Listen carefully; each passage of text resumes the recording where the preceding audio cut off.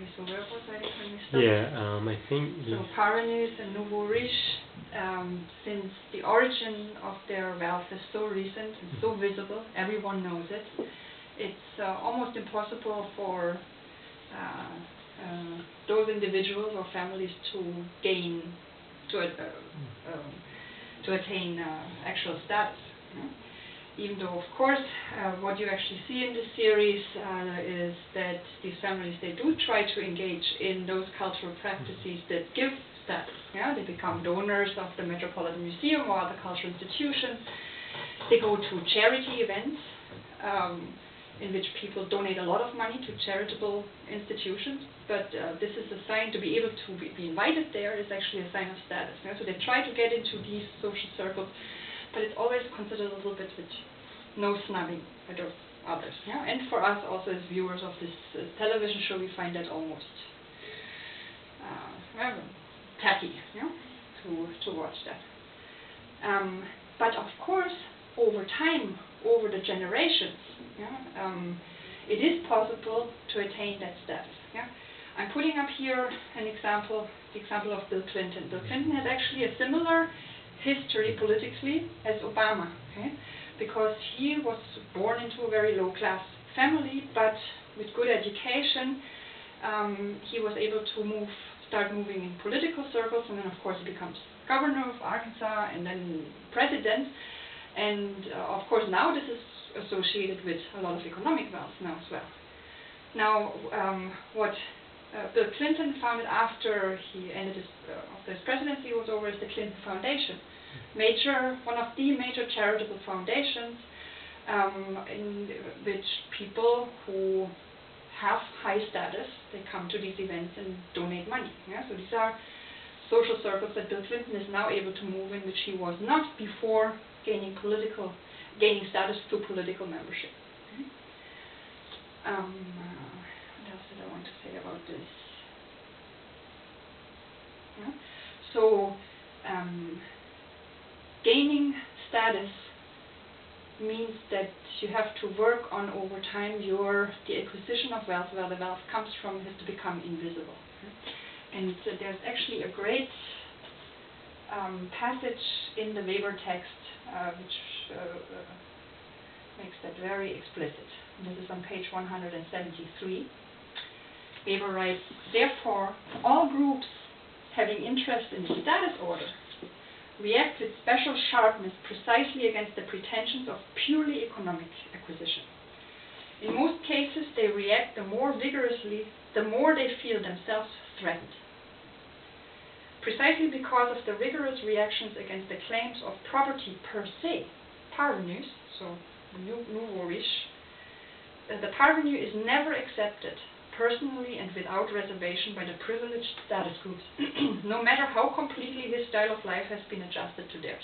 So no matter how much you try to emulate a lifestyle, it's simply still too obvious. They will only accept his descendants, who have been educated in the conventions of their status group and who have never besmirched its honor by their own economic labor. So as long as the economic labor behind the wealth that you try to transfer into status is still too obvious, it's a very precarious situation. But once you can start to send your children to the elite institutions where they learn how to interact with the people of that social circle that you want to be a part of, then over time, over the generations, you can usurp status like that. Because of course, I mean, even if you go back to first families of Virginia, originally that was not such a big deal, but it becomes a big deal over time, over the generations, to be able to claim that membership. I had originally planned to offer another example, another Bill Gates and the Gates Foundation, because the Bill and Melinda Gates Foundation today is also one of the major charitable foundations. Yeah? Bill Gates, of course, the founder of Microsoft, able to usurp a much higher status based on being an entrepreneur, having a good idea and building a business empire on that. But in some sense, Bill Gates is not such a great example for what it means to over time usurp high status, because Bill Gates actually comes from a very wealthy family to begin with. Yeah? So his family already had high status, and he had extremely good education and all the network connections, the social capital, the cultural capital that comes with being a child of an influential family. And I'm mentioning that now only because very often Bill Gates is cited as the example of the American dream. You have a good idea, and you found a business on it, and you become super rich. Yeah? Bill Gates is actually not a good example of that. There are other good examples, but Bill Gates actually is not. Okay. Weber gives other examples to illustrate the distinction between status and class. And he again goes back to antiquity, and I would say this does not just hold for antiquity and Rome, which is the example he gives in the text, but also, I mean, think of the feudal order in the Middle Ages in Europe. But he writes, this is on page 174, for example, many Hellenic cities during the status era and also originally in Rome, the inherited estate, as shown by the old formula for placing spendthrifts under a guardian, was monopolized, as were the estates of knights, peasants, priests, and especially the clientele of the craft and merchant guilds. The market is restricted, or was restricted in these things, because you could not simply become a craftsperson or a priest or a knight if you did not already have that family legacy. Yeah? Which means the market is restricted. It's really status that counts more, having that family legacy. The market is restricted, and the power of naked property per se, which gives its stamp to class formation, is pushed into the background. Which means in you can say that ancient Rome, or also medieval Europe, was much more exclusively based on the operation of status than of class, of sheer market position.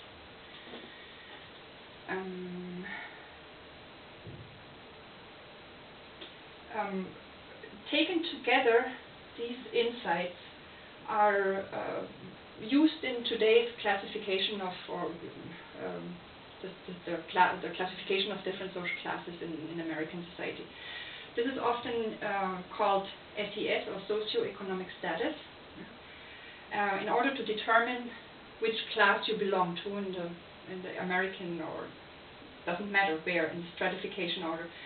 What is measured is your income, okay, so sheer market position, but also your educational attainment and the occupational prestige of the job that you have. And there's actually a very long, voluminous work that details in very precisely, with a lot of subcategories, which occupations have high or low status. Yeah? So it's very, very finely tuned. It's actually an international categorization of occupation.